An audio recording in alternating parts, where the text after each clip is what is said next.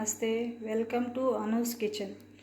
ఈరోజు నేను శనగపప్పు పాయసం చేద్దాం అనుకుంటున్నానండి. శనగపప్పు పాయసం చేయడానికి 1 కప్పు శనగపప్పు తీసుకున్నానండి. ఇప్పుడు స్టవ్ ఆన్ చేసుకొని హ్యాన్ పెట్టుకొని ఈ శనగపప్పుని లో ఫ్లేమ్లో వేయించుకోవాలండి.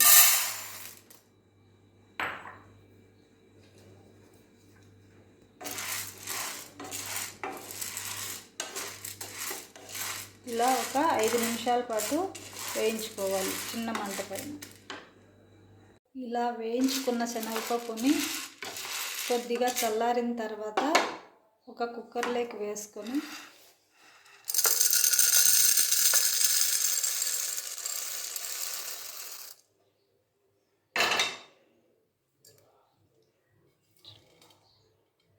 బాగా కడుక్కోవాలండి.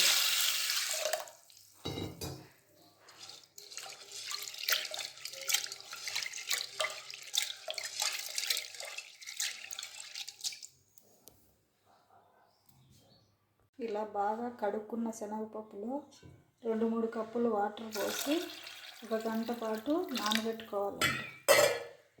ఇలా 1 గంట నానిన శనగపప్పుని 4-5 విజిల్లు వచ్చే వరకు ఉడికించుకోవాలండి.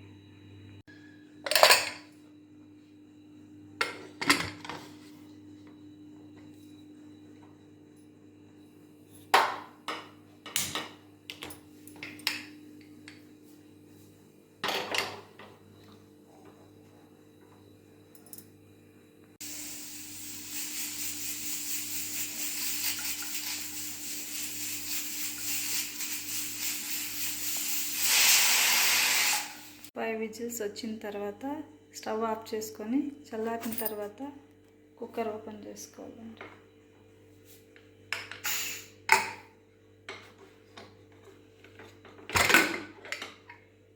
బాగా ఉడికిపోయిందండి. ఇలా ఉడికిన శనగపప్పుని కొద్దిగా ఇలా మెదుపుకోవాలండి.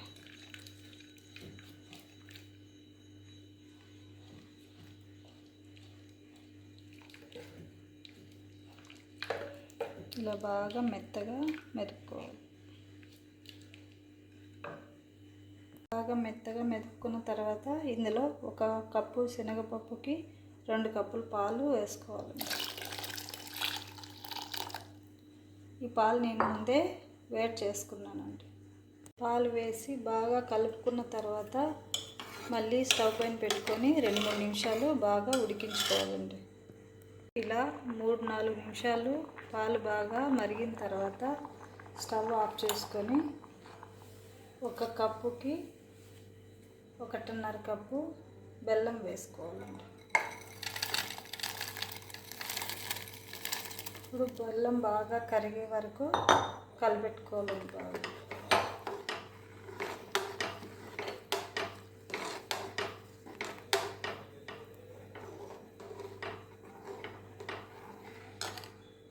ఇలా బెల్లం బాగా కరిగే వరకు కలుపుకున్న తర్వాత బెల్లం బాగా కరిగిన తర్వాత పక్కన ఒక చిన్న ప్యాన్ పెట్టుకొని స్టవ్ ఆన్ చేసుకొని 2-3 టేబుల్ స్పూన్స్ నెయ్యి వేసుకోవాలండి.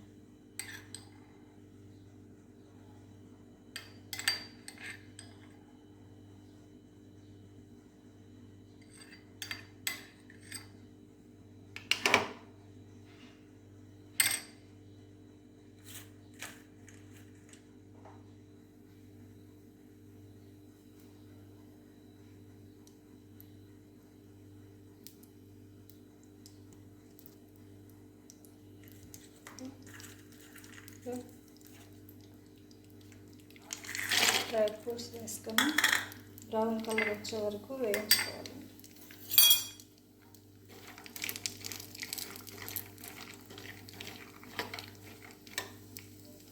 బ్రౌన్ కలర్లోకి వచ్చిన డ్రై ఫ్రూట్స్ని ఇప్పుడు స్టవ్ ఆఫ్ చేసుకొని ఈ పాయసంలో కలుపుకోవాలి.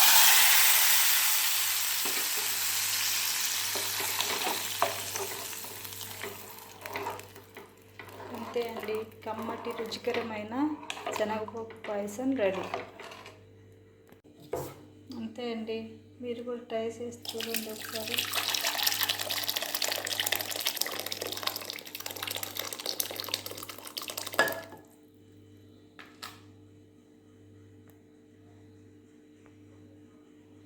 వేడి వేడి శనగపప్పు పాయసం రెడీ అండి.